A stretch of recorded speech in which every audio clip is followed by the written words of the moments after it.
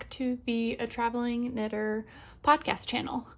Today's video is going to be a very quick tutorial on how I join in the round. Now I typically knit with 9-inch circulars or circulars. I don't do a ton of double pointed needles, but I figured for this tutorial it would be easier since the needles are larger, and just to go over a little bit of math.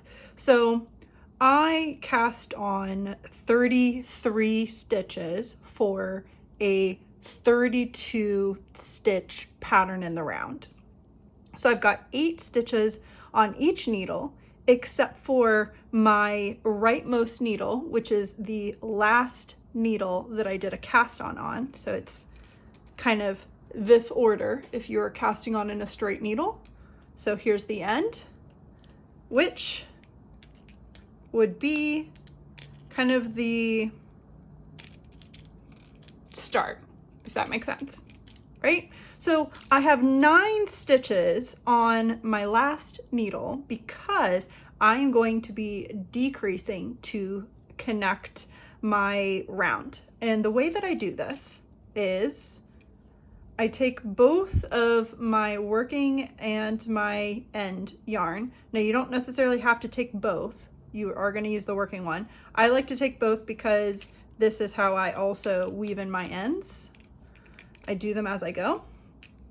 So here's my start of round.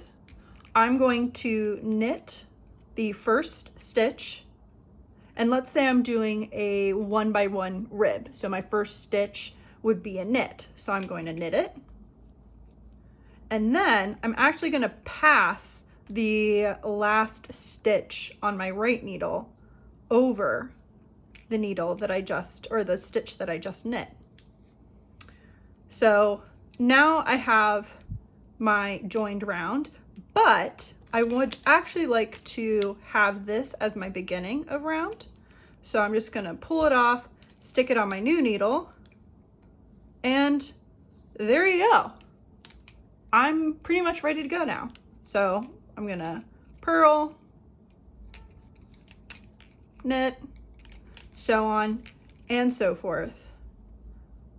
Pull that little guy over. Oh my goodness.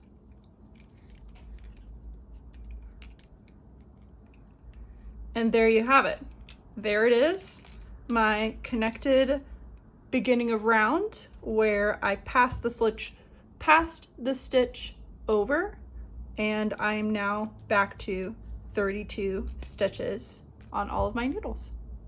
I hope that was helpful. Give it a thumbs up if it was, and I will see you in my next video. Bye.